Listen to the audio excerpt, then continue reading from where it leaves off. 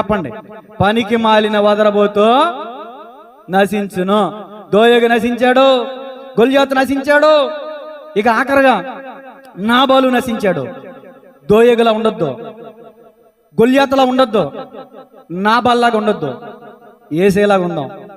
నోరు తెరువలేదా ఏ ప్రేమ, బదులు పలకలేదా ఏ ప్రేమ. ఏం తెరవలేదంటాను?